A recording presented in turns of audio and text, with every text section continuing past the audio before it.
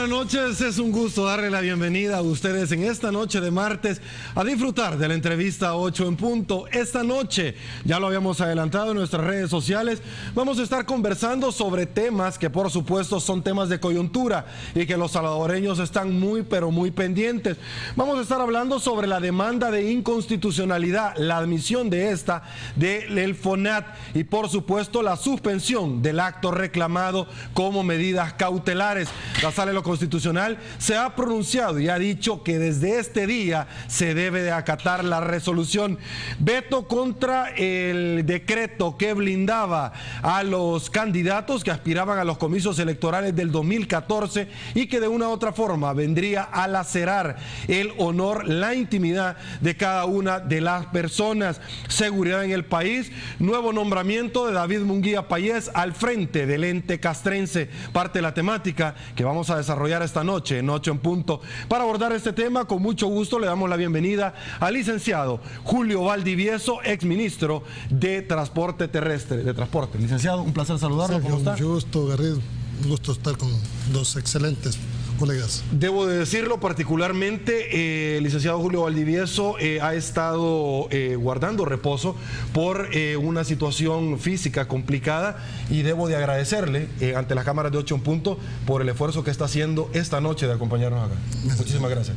También nos acompaña, ya lo adelantaba el licenciado Julio Valdivieso, el licenciado Garrey Safi, ex fiscal general de la República. Licenciado, Sergio, una vez más, muchísimas gracias. Buenas noches. ¿Cómo están, Julio? ¿Cómo estamos? Muchísimas gracias por acompañarnos. Orden. Gracias. Arrancamos, no sin antes saludar a Banco Agrícola porque hace posible este primer segmento. La suspensión del cobro del FONAT no implica que estas oficinas se paralizarán por completo, según dijo el director del fondo, Renato Hueso.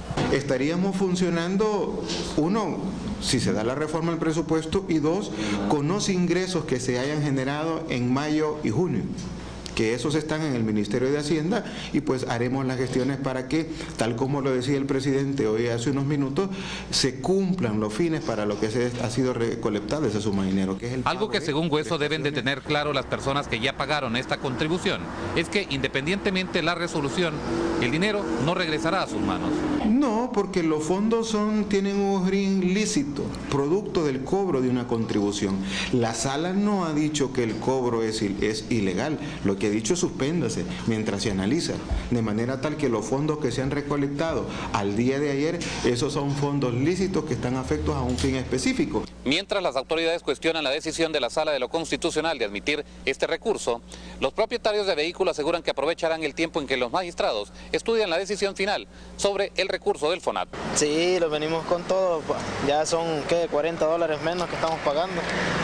La situación del Salvador no está para un impuesto disfrazado. Sí afecta bastante, la verdad afecta. O sea, porque quiera o no es un gasto más en que uno incrementa. Hay que confiar porque no son transparentes en lo que ellos, el dinero que han recibido, no se sabe qué se ha hecho con ese dinero. Porque las personas que supuestamente le iban a dar el dinero no los han dado todavía.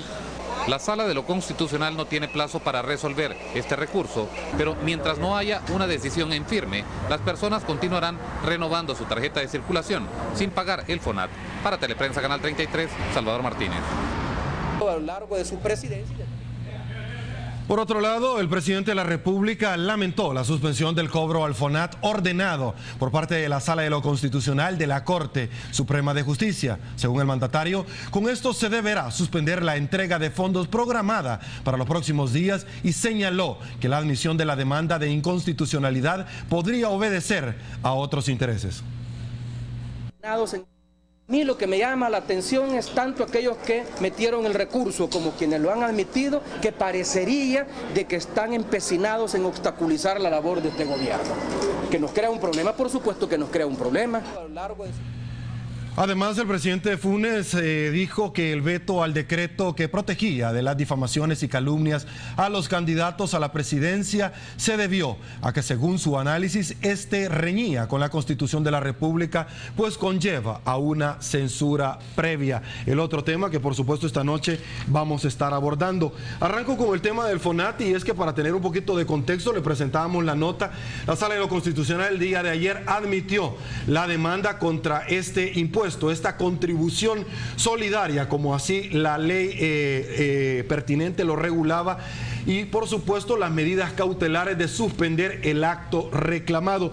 Inicio con esta pregunta, licenciado Valdivieso, y obviamente con la propiedad del caso por haber estado al frente de una institución como el Viceministerio de Transporte, y que en algún momento las autoridades dijeron que esta nueva carga impositiva nacía de una legislación que estaba siendo ampliamente regulada por el correspondiente decreto, que en algún momento decía que era el seguro obligatorio lo que se estaba cobrando. ¿Cuáles son sus impresiones luego de haber declarado la admisión de la demanda y suspensión de los efectos mismos? Bueno, ahí hay que dividir en dos partes. Por favor.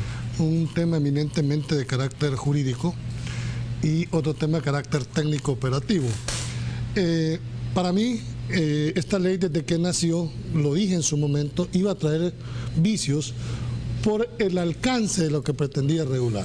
Desde 1996, cuando se crea la Ley de Transporte Terrestre, Tránsito y Seguridad Vial, se estableció el seguro obligatorio, que tenía otro concepto y otra filosofía. Más bien era una mutualidad.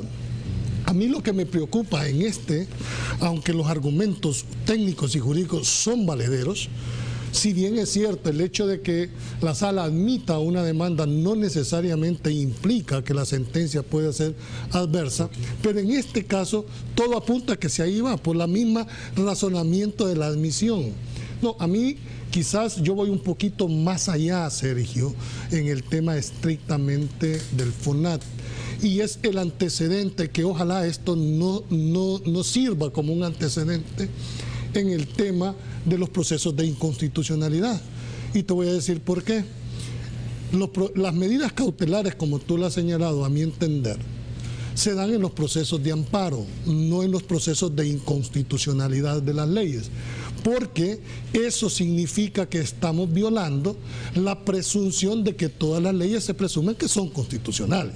Entonces, cuando alguien quiere hacer uso del recurso de inconstitucionalidad de cualquier ley, se admite y sigue todo el proceso y tiene que aportarse las pruebas correspondientes. Pero cuando en la admisión se manda a suspender como medida cautelar el acto reclamado, como en este caso, sí creo que eso sí hay que ponerle muchísima atención, muchísimo cuidado por los efectos que esto pueda traer para la Asamblea Legislativa. Y quiero terminar porque me gustaría también oír la opinión de Garrido. Aquí pareciera ser que en uno de los considerandos de la peticionaria, en el tema del FONAT, que se habla de que es un doble tributo, que es posible que sea un doble tributo, habrá que establecerlo más, pero llega a entenderse como que esta es cuestión de pobres y de ricos. Mira, manejar no es un derecho, discúlpame. Manejar es un privilegio de este país y que hay que garantizarle precisamente a las víctimas. Tú te formaste en los tribunales, yo me formé en los tribunales también de tránsito. A mí me tocó reconocer cadáveres de gente que no tenía ni siquiera para darle el entierro digno de un ser humano. Que me vayan a decir a mí también de que la ley de procedimientos especiales garantiza la indemnización, por supuesto. Pero ¿cuánto tiempo se tarda? Hay que probar la culpabilidad y la participación en un accidente. Todos los que me están escuchando, mis colegas, saben los calvarios que significa iniciar un juicio por accidente de tránsito, ya no digamos para daños materiales. La indemnización producto de un accidente de tránsito. Entonces yo creo que esto hay que verlo con mucha seriedad, con mucha sensatez. Comparto totalmente el hecho de que no tenemos por qué pagar para la chatarrización, lo dije. Y termino con lo siguiente: sí me preocupa una cosa, que cuando se le consultan a los diputados sobre el tema, dice, sí, es que nosotros sabíamos que había que estudiarlo más, que habían ciertas disposiciones que reñían. Y entonces, ¿para qué la aprobaron? Pues, o sea, este tipo de acciones es lo que la ciudadanía no le gusta. ¿Por qué razón? Porque al final venimos a darnos una ley de seguro obligatorio que tiene una buena finalidad, que es la protección de la víctima, no del conductor. Y usted, señor, que conduce, debe entender la responsabilidad que implica ir tras de un volante. Usted puede ir a Mariona, o a cárcel de mujeres el día que atropella a una persona. Eso es lo que tiene que dimensionar. Esto era un gran salto que se daba el seguro obligatorio. Desde el 96 estaba contemplado. 15 años de prórroga. 15 años de prórroga y todavía estamos discutiendo. A mí me encantaría escuchar, cuando ustedes viven en Estados Unidos, ahí no andamos hablando de inconstitucionalidades o no. Saque un carro que no tenga seguro obligatorio a ver si lo hace. ¿Por qué aquí sí tenemos que venir a llegar hasta estos extremos? E insisto, hay bastante argumento de esta ley que no debería estar en esta ley. Comparto totalmente, pero de eso a dejar desprotegidas a las víctimas hay una gran Ok, la misma pregunta para el licenciado García. Mira, hay varias cosas. En primer lugar, el comunicado de la sala enfatiza dos aspectos alrededor de la admisión del recurso. Como sabemos, el recurso suspende el acto reclamado, pero de una manera especial también, porque dice que se suspende el cobro, pero los efectos del resto de la ley continúan. Específicamente algo que citaba Julio, que es sobre la culpa en los accidentes de tráfico. Bueno, ese es el argumento de la admisión del recurso. Dentro del comunicado, la Corte también, la Sala también enfatiza dos aspectos: el principio de equidad tributaria, que va a estudiar el tema de que si es un tributo equitativo jurídicamente, en términos de para todas las personas, o como decimos los abogados, erga omnes, y el otro tema de que ya hay elementos regulatorios en otras leyes como es lo del seguro. Esos son los dos elementos. No habla mucho el comunicado sobre la doble tributación. Por lo tanto, como es solo un comunicado, no es la parte oficial, dijéramos, no sabemos si en la resolución de admisión está citado o no, pero yo coincido con Julio de que así como esto se ha admitido, un 90% de probabilidades que por ahí va a andar la resolución, va a andar en el mismo tono, en la misma línea, dijéramos. Eso por un aspecto. Ahora, por otro lado, sí creo que la ley tenía un efecto muy favorable, porque como profesional me consultaban sobre un accidente de tránsito, lo primero es, mira, hubo lesiones. Sí, no, si te dicen sí, mira, andate pues. O sea, es que no había otra opción. Pero ahora viene, la ley del FONAT viene a regular el aspecto alrededor de la culpa. Eso ya permite que uno, a pesar de que hayan algún tipo de lesiones, no tenga que huir del lugar. Ese para mí es un avance importante. Por lo tanto, sí creo que la ley tiene sus aspectos positivos, pero también lo de la tributación, lo del costo, también creo que fue apresurado. Yo tengo mis reservas jurídicas alrededor de la validez del tributo, pero sí apruebo el resto del contenido de la ley, porque sí creo que es una ley de avanzada. Es que, Sergio, hay que distinguir lo que es un seguro obligatorio con lo que es esta ley. Son dos conceptos totalmente diferentes. Es decir, el seguro obligatorio, su nombre lo indica, no me andan preguntando si yo quiero, porque hay una confusión.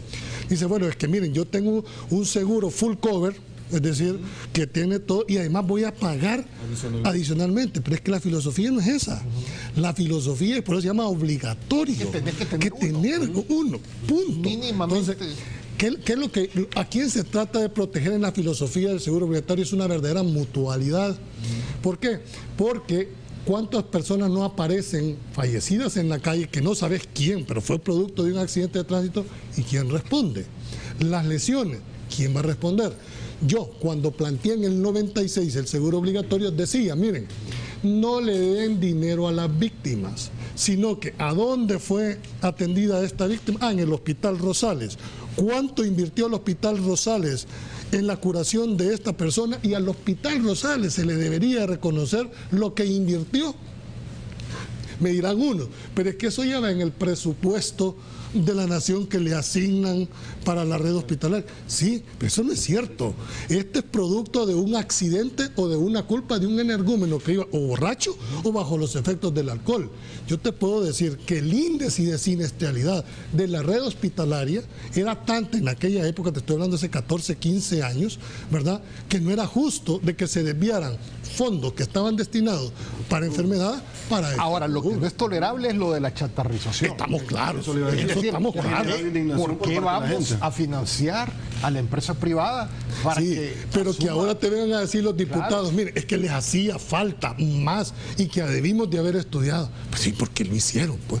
Esa es la gran pregunta. Mira, todos sabemos de que hay presiones del Ejecutivo, pues. Sí, pero al final, ¿en qué venía? Si las leyes se hacen, se discuten en un pleno. Por eso se llama Parlamento. Ahora imagínate, toda una filosofía buena que pudo haber rescatado parte de esta ley, la estás tirando prácticamente al trasto. Porque si no hay fondo, dinero, ¿cómo vas a financiar un fondo? Ahora, lo que vos decías de que manejar es un privilegio, efectivamente lo es. ¿Pero por qué? Porque el transporte público es un fracaso. Entonces la gente tiene que rebuscárselas en el campo y en la ciudad para poder manejar, porque no puede confiar andar en un autobús. Lo que pasa es que cuando yo te digo que manejar no es un derecho ni es un privilegio, lo orientaba en el sentido de decir, mire, es que esta es una carga más.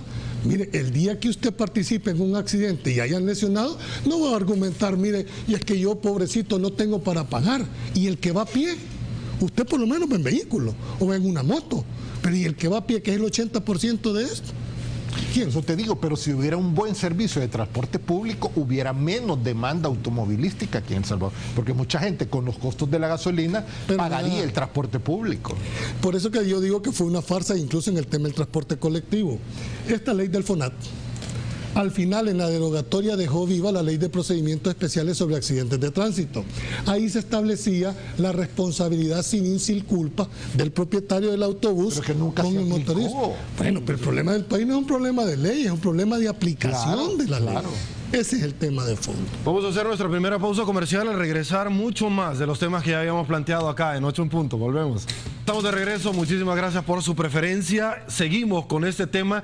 Y obviamente es imposible que ustedes estén esta noche acá y que yo no pueda traer a colación las valoraciones que el presidente de la República dio con relación a esta resolución. Y se los leo puntualmente. Dice: pareciera que están empeñados los magistrados de la Sala de lo Constitucional, puntualmente porque son ellos que lo suscriben, a obstaculizar el trabajo de este gobierno. Muchísimas personas, muchos juristas, de los cuales en algún momento yo he consultado, dicen, mire, yo no estoy de acuerdo en la suspensión del acto reclamado, en este caso, la medida cautelar, pero también partamos de otra situación que es bien clara. Le aplauden a la Sala de lo Constitucional, de hecho, alguien decía ahí, después de la selecta de playa, la Sala de lo Constitucional es la que nos da mayor alegría. ¿Por qué? Porque la clase política no ha hecho en todo este tiempo lo que le correspondía. Entonces la Sala de lo Constitucional le está haciendo la plana. Por favor. Bueno, ya que pusiste ese ejemplo, y es lógico, pues está tan desprestigiada con las vísceras de fuera el sistema político del país, aunque no todos, por supuesto, hay algunas excepciones, que eso es como poner a pelear chucho amarrado con tigre suelto. Es decir, está viendo efectivamente el desprestigio que ha tenido la clase política. Ahora, Sergio, el problema es si el remedio no va a ser peor que la enfermedad. En una democracia deben funcionar los pesos y los contrapesos de los órganos del Estado. Ninguno puede estar por encima de los órganos, uno sobre el otro. Lo que pasa que, claro, cuando la clase política, como tú decís, no hizo la plana en todo este tiempo, la ciudadanía se cansa de ver ese tipo y aplaude cualquier situación que sepa que le está protegiendo sus intereses. Pero cuando ya entras a analizar con bisturí, yo tengo, te digo, mi reserva. Sé que los argumentos en el caso del FONAT tienen muchísimos argumentos de peso. Mi preocupación es el antecedente sobre la medida cautelar, porque esta es mi interpretación muy particular, que en el caso de las inconstitucionalidades no debería haber, porque hay una presunción de constitucionalidad de la ley. Ahora, ojo, licenciado Safi, licenciado Valdivieso, amigos televidentes, esto no termina acá. Inicia el proceso en el cual van a escuchar a las partes dentro de la demanda y le da 10 días a la Asamblea Legislativa para que le explique cuáles fueron los argumentos que los llevaron a ellos técnicamente y jurídicamente a dar la ley del FONAT. Mira, la medida cautelar vista desde los ojos del Ejecutivo es dolorosa, pero desde la perspectiva del usuario es una bendición. Entonces, vamos a verlo desde la óptica de cada cual. Es decir, No, pero ustedes como los dos son abogados. Correcto. Los tres somos abogados. Es decir, entre gitanos no leemos la mano. No, el tema ¿Cuál es tu posición con el tema? Yo estoy de acuerdo con el adelanto que ha hecho la sala, con la medida que ha planteado la sala. El acto reclamado. Con la suspensión, absolutamente de acuerdo. El tema es que, como decíamos antes, muy probablemente la resolución va a venir por esa misma línea, sin querer ser mago. Pero vaya, el tema de que si le han hecho la tarea o no, el tema es que los diputados están siendo influenciados, la sala se está metiendo a la competencia de la Asamblea Legislativa precisamente por la falta de juridicidad en las decisiones que la Asamblea Legislativa ha tomado. Si la Asamblea históricamente hubiera sustentado los valores y principios constitucionales, ahora no tuviéramos este problema de la divergencia. Pero vamos, este es un proceso de inconstitucionalidad de las leyes. Claro. Esto no es un recurso de amparo. No, esto es una Entonces, la medida cautelar en tu criterio de conformidad con la ley de procedimientos constitucionales, ¿se da o no se da? Ese es el punto. En materia estrictamente pura, no. Entonces, pero en este caso es válida porque aquí, aparte de los efectos que le va a generar al Ejecutivo, de que la deja vigente y la deja... Pero es que mira, ese es el fondo. O sea, la sala no podía cortar parejo y aplicarle... No, sí que no estoy de acuerdo en que no se haya admitido. Lo que no estoy de acuerdo yo que en los procesos de inconstitucionalidad se decreten medidas cautelares. Por una razón, Garrido. Hay una presunción de que todas las leyes son constitucionales. Pero si esta misma sala ha declarado inconstitucional cualquier cantidad de antecedentes. Y a estos magistrados no les vas a poner parámetros. Bueno, es que aquí no se trata de personas, se trata de lo que establece la Constitución. El Estado no puede estar regido por personas. ¿Quién aplica la ley, Julio? Jueces, magistrados, etcétera. Entonces, no, hombre, aquí... Yo lo que quiero hacer es un llamado a la reflexión. Es decir, hay bastante argumentos, y los cuales yo comparto en la ley del FONAT. Claro, yo también. Hay bastantes que se distorsionó la visión de lo que era un seguro obligatorio, ¿verdad? Donde yo veo la problemática por el antecedente de la medida cautelar en un proceso de inconstitucionalidad. No por el FONAT, porque comparto lo que todo. Claro. En la forma es donde yo tengo mi cuestionamiento. Ok, no fue el único elemento o nueva noticia que se vertió el día de ayer acá en 8 en Punto y el noticiero Teleprensa que todos los salvadoreños aprecian durante todas las emisiones. También el presidente de la República el día de ayer estampó su rúbrica sobre un veto en el cual iba dirigido precisamente a blindar a todo aquel que con el simple hecho de que manifestara su intención de ser candidato a los comicios electorales del 2014 no se le profiriera ningún tipo de señalamiento que al final llevara al menoscabo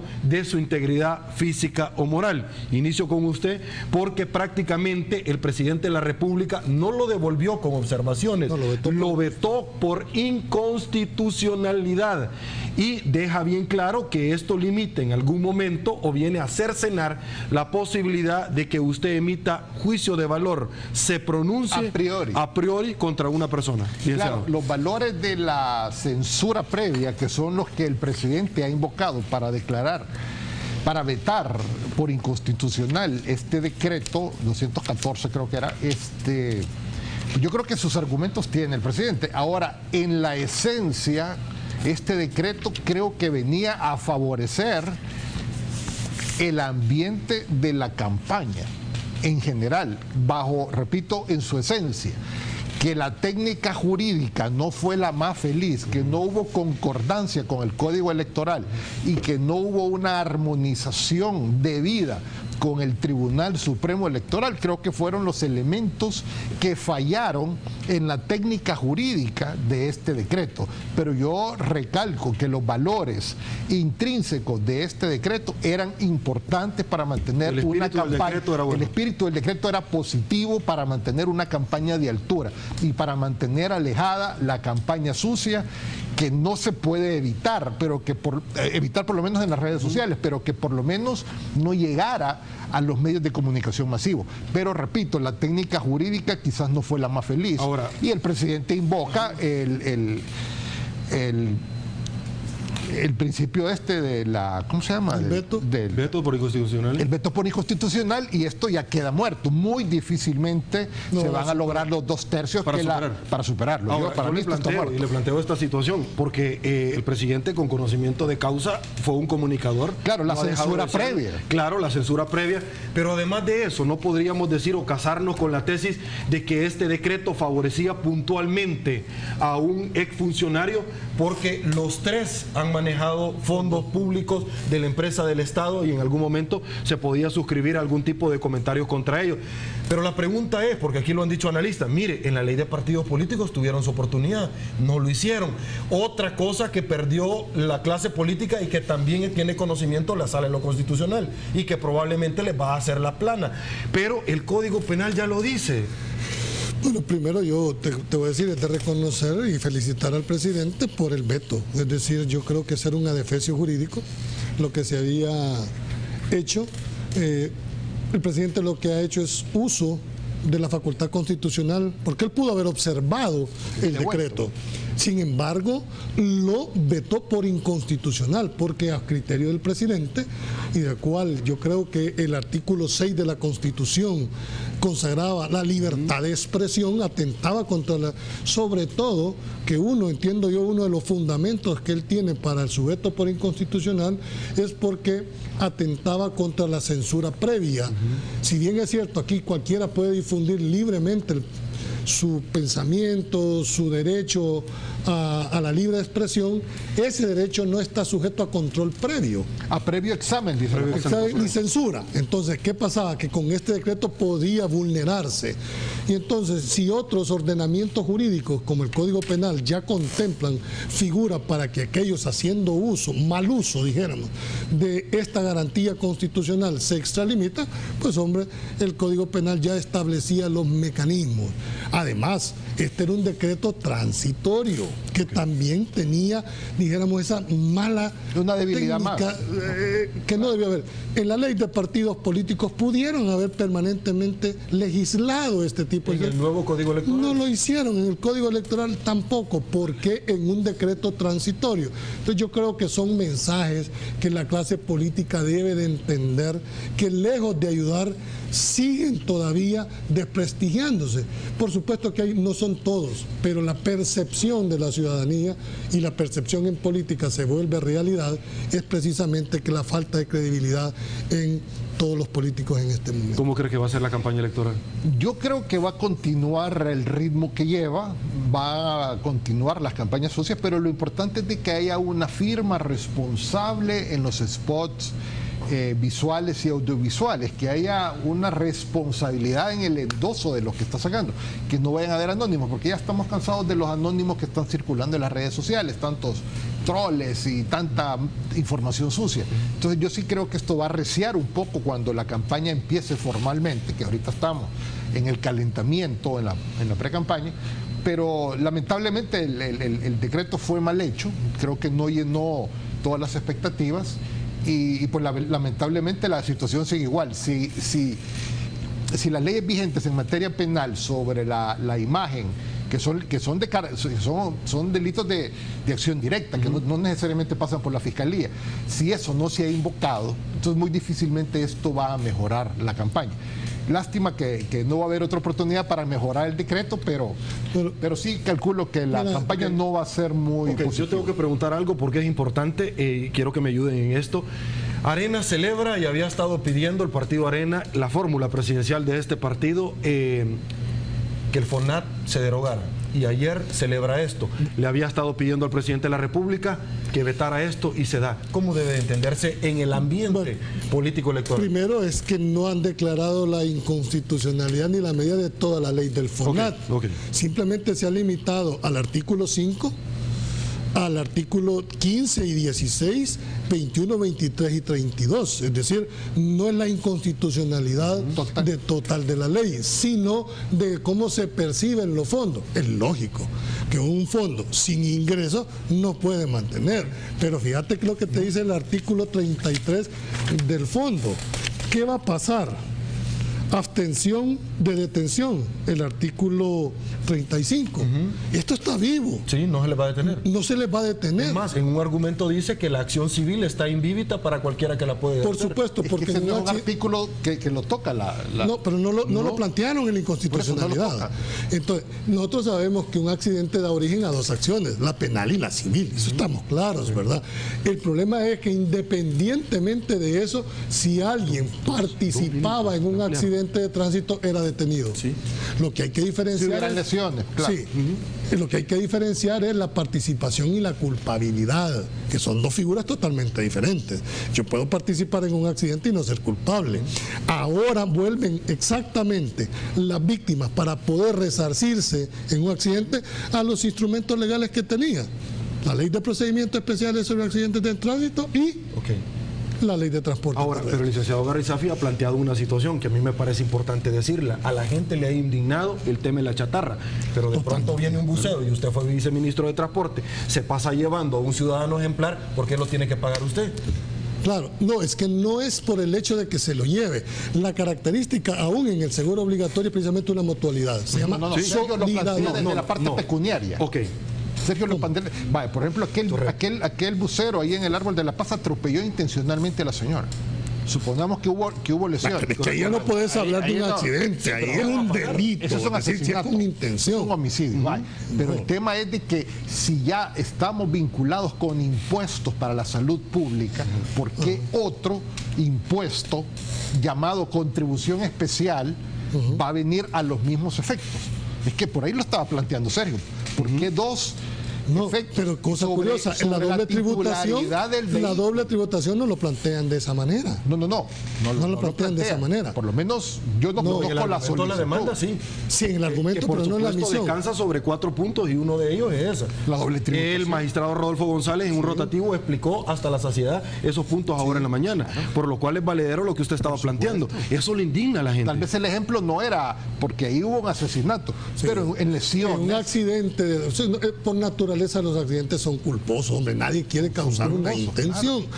Para eso ¿qué entendemos por seguro? Seguro es un hecho que no puede ser previsto e incierto. Ahora yo te pregunto, si todos en este país tuviéramos un seguro full cover, pues no había necesidad del FONAT. Ni del FONAT ni de nada. El problema es que no todas las compañías te aseguran full cover. Y además el costo del seguro. Pero tampoco puedo aceptar que manejar sea un derecho. Manejar no es un derecho, es un privilegio. Y como tanto debe de verse. Hacemos otra pausa en 8 en punto, regresamos rápidamente con mucho más. ¿Diferencia entonces en la línea de trabajo que se tenía con el anterior ministro? Por supuesto.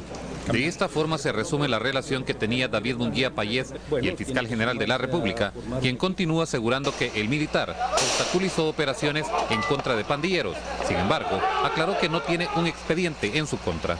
Todavía no hemos abierto una investigación formal. Primero queremos verificar esas situaciones anómalas que se dieron. Tengo conocimiento que la Asamblea Legislativa también va a hacer una investigación sobre esos hechos. Vamos a llevarlo con mucha prudencia. El exministro de Justicia y Seguridad y ahora titular de Defensa sostiene que dichas acusaciones no son ciertas. El ministro de Justicia no puede bloquear operativos militares, operativos policiales. De ninguna manera. Esas son coordinaciones que se hacen directamente entre los jefes de la delegación y los fiscales. Y cuando los casos están listos, los fiscales sencillamente proceden. No hay ninguna forma en que un ministro de Justicia y Seguridad pueda tener incidencia en eso. Pero Luis Martínez incluso dijo que estos operativos están volviéndose a planear con el nuevo ministro de Seguridad. Vamos a implementar el plan operativo diseñado por la Fiscalía para la seguridad también de los ciudadanos y reactivar todos esos operativos que no se realizaron tanto en Soyapango y otros municipios. David Munguía Payés no quiso profundizar sobre el trabajo que realizará desde el Ministerio de la Defensa, pero rechazó que su regreso tenga que ver con peticiones hechas por los pandilleros. A mí me parece absurdo esas especulaciones. No obstante, yo he estado desvinculado de la seguridad pública por 2 meses. Y no manejo ese tipo de informaciones, pero me parece ridícula. Para Teleprensa Canal 33, Salvador Martínez. Iniciamos este bloque sobre la base de esta noticia que les hemos presentado a todos ustedes.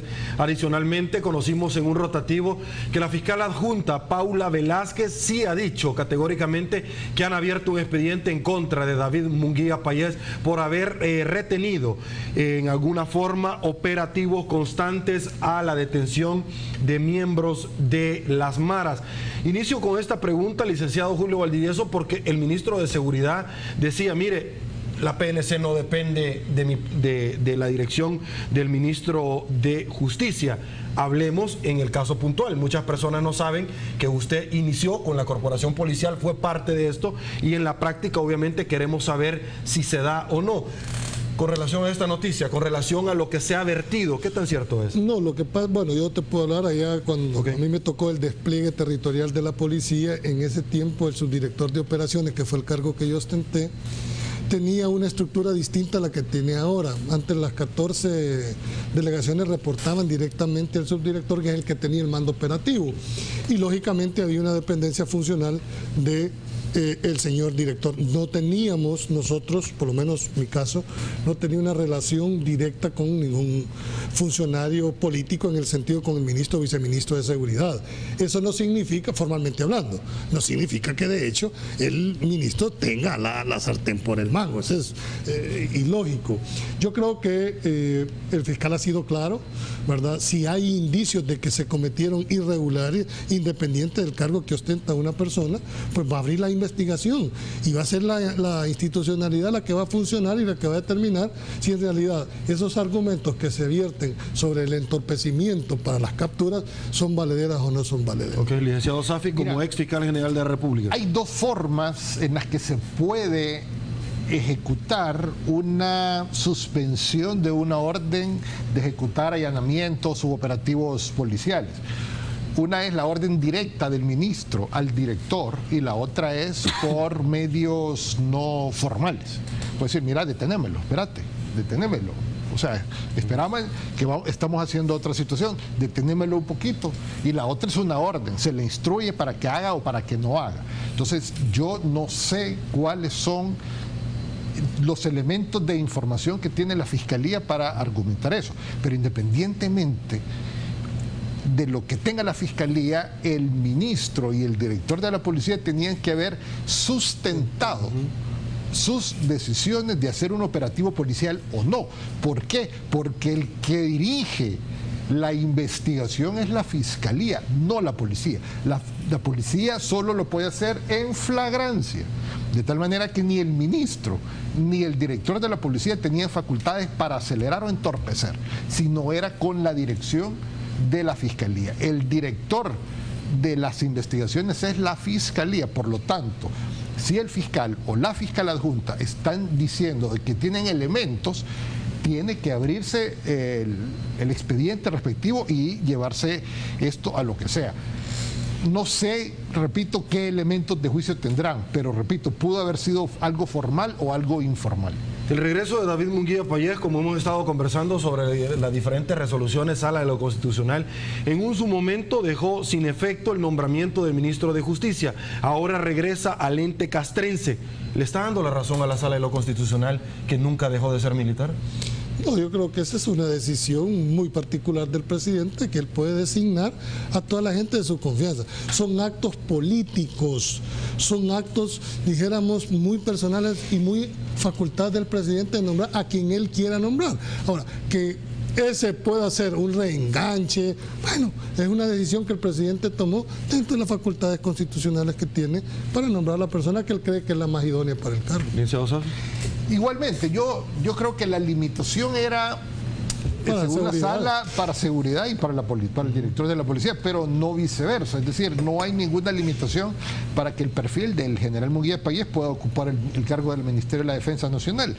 Y es potestad plena del presidente nombrarlo o removerlo. Ahí sí que no hay ningún tipo de valoración alrededor de eso. Si lo ha puesto porque es de su confianza. Sobre el tema de una investigación por los supuestos operativos que no se realizaron, Arena ha pedido a la Asamblea Legislativa abrir un proceso. ¿Puede tener esto en algún momento tintes políticos?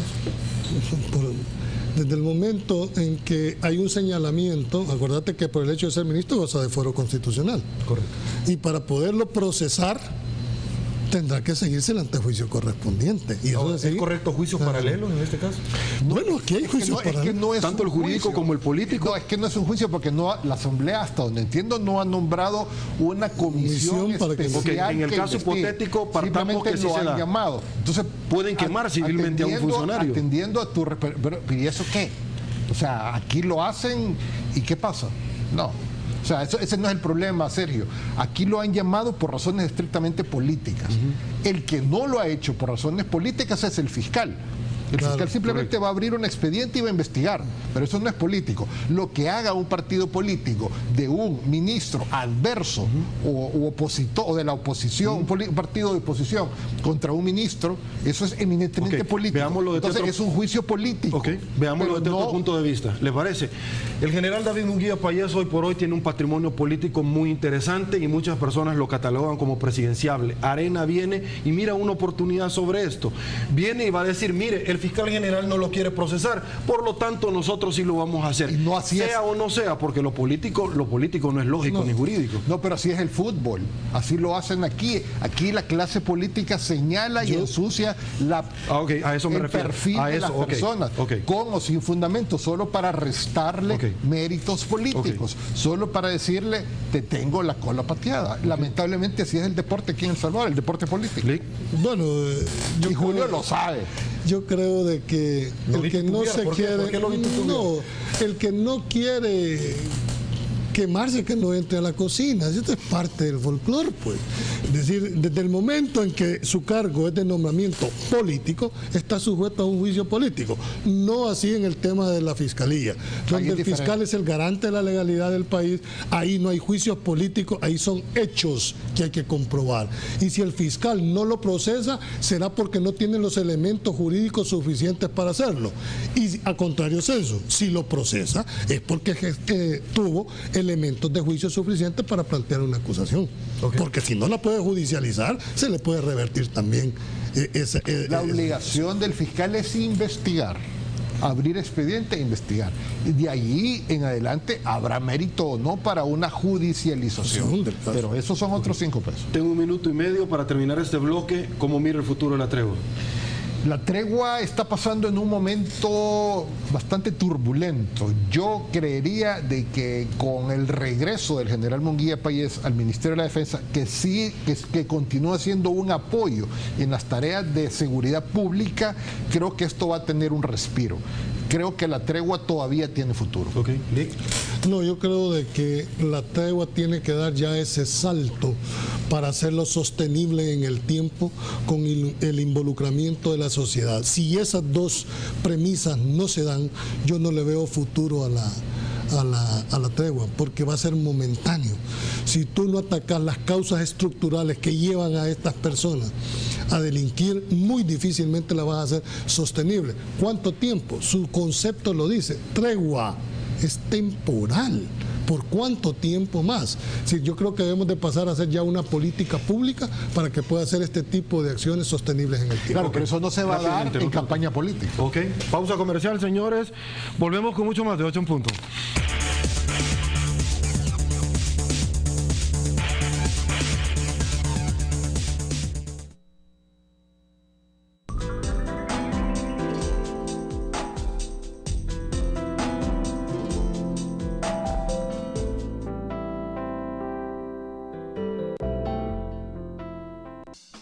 Nacimos aquí, crecimos contigo y trabajamos contigo, creyendo en tus sueños y en tus necesidades. Por eso nuestros créditos amigables te ayudan a vencer obstáculos, realizar tus sueños, construir tu futuro y darte un presente. Creemos en ti y estaremos siempre apoyándote a ti y a tus hijos. Porque somos salvadoreños, somos tu gente, somos BTS, tu banco amigo. Club Taima te conecta a tus amigos de Facebook desde tu celular. Envía chat al 1081 y descarga e instala en tu cel Facebook Chat. Sé parte del Club y obtén Facebook Chat totalmente gratis. ¿Qué esperas? Envía chat al 1081 y chatea con tus amigos de Facebook desde tu celular. Es gratis. Taima, full entretenimiento. Continúa compartiendo sonrisas porque vuelve tu segundo menú campestre a $1. Cada menú incluye 2 piezas, 2 panes, papas y soda. De martes a jueves, solo en restaurantes. Pollo Campestre, el pollo como a ti te gusta. La Azulita, el reality, es patrocinado por Arena.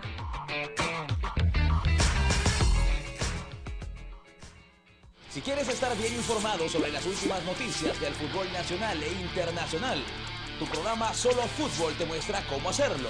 Solo tienes que enviar la palabra SF al 8787 y recibirás 2 noticias de Solo Fútbol diarias. Recuerda, envía SF al 8787 ahora. Válido para todas las compañías telefónicas. Continúa compartiendo sonrisas porque vuelve tu segundo menú campestre a $1. Cada menú incluye 2 piezas, 2 panes, papas y soda. De martes a jueves, solo en restaurantes. Pollo Campestre, el pollo como a ti te gusta.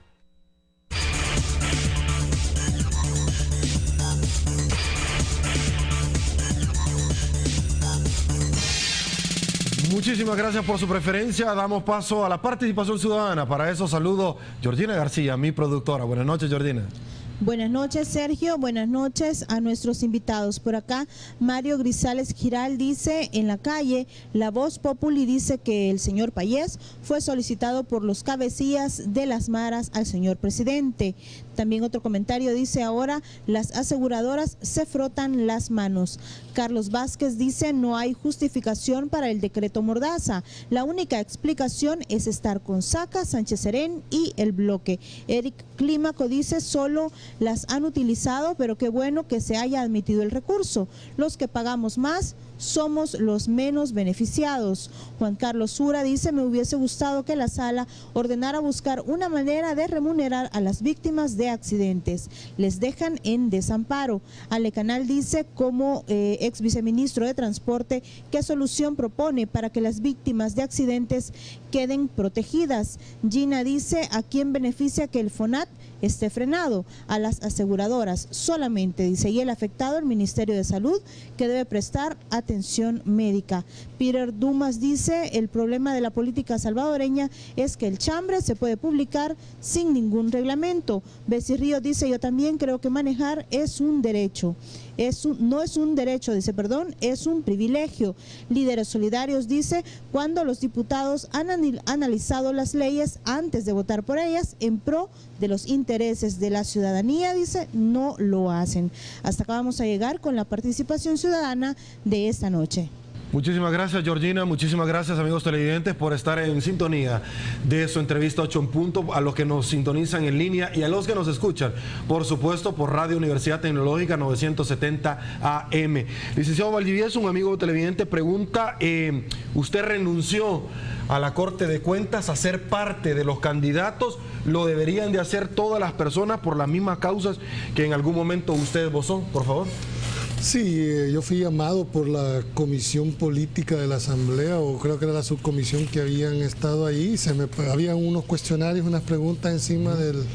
Y yo antes de contestarlas dije que venía a declinar en el proceso, ¿verdad? Y que yo tenía sentido contestarlas porque estaba yo... Ese era mi punto de vista. ¿Por qué declinó? Muy particular. ¿Estaba viciado el proceso? Porque el proceso ya para mí ya estaban definidos las situaciones, entonces no tendría la forma de estar en ese momento. Esto estoy diciendo mi carácter personal. Ya te habían dicho en la sala que no podías pasar, Julio. Quizás, ¿verdad? Pero no. Lo que pasa es que se había argumentado, ya se sabía quiénes iban a ser, y entonces prácticamente era un trámite. Si bien es cierto, a mí me trataron con mucho decoro, mucha decencia, tengo que decirlo también públicamente, pero mi percepción era esa, y yo pues simplemente dije que no estaba en condiciones de seguir, primero porque no tenía el tiempo para dedicarle a una magistratura de esa envergadura, y segundo porque yo percibía que esto ya estaba cocinado. Preocupación, licenciado, porque no hay Corte de Cuentas de la República y nadie escrutinio, hoy por hoy se realiza el escrutinio de la empresa del Estado. Mira, es un tema relativo. Yo creo que esto va a seguir dando vueltas. Lamentablemente va a continuar la cefalía en la Corte de Cuentas de la República. Independientemente que nombre, la sala todavía va a tener la capacidad de veto que constitucionalmente ha tenido sobre la Asamblea Legislativa, sin quererle ponerle limón, pero ha sido una capacidad de vetar continuamente las decisiones que la Asamblea ha tomado. Yo solo por alusión, yo te quiero aclarar, yo no tengo nada en contra de la sala. Lo he dicho y lo sigo sosteniendo categóricamente. Yo peleo institucionalidad, no persona. Cuando he tenido que reconocer algunas de las resoluciones que han emitido han sido valientes, hay que decirlas, pero hay otras en las cuales no he compartido, no porque tenga nada personal contra ellas, simplemente para mí la institucionalidad tiene que tener pesos y contrapesos. Y en claro, pero casos, en el caso particular de la Corte de Cuentas, igual tiene gente que la ve bien y gente y detractores, y igual ahí estamos todos que vemos cosas buenas y cosas negativas, pero independientemente yo vislumbro que todavía viene otro poco de cefalía. Ojalá que me esté equivocando con relación a la Corte de Cuentas. Y que la Asamblea, aunque tú no crees, como decir, estás tan desprestigiada, que la Asamblea tiene que cuidarse los parámetros que le ha fijado la sala, porque si se salen de los parámetros, les van a volver a declarar inconstitucional. Vamos a estar muy pendientes, se nos acabó el tiempo, señores, qué lástima, en 8 en punto, licenciado Valdivieso. Una vez más, gracias por acompañar. Licenciado Safi, es un gusto haberlo tenido. Igual, que sigas mejor, Julio. Que siga mejor, así es, que nos siga acompañando en el futuro. Los dos, por supuesto, acá en 8 en punto. Muy buenas noches, que el Señor nos bendiga a todos. Será hasta el día de mañana.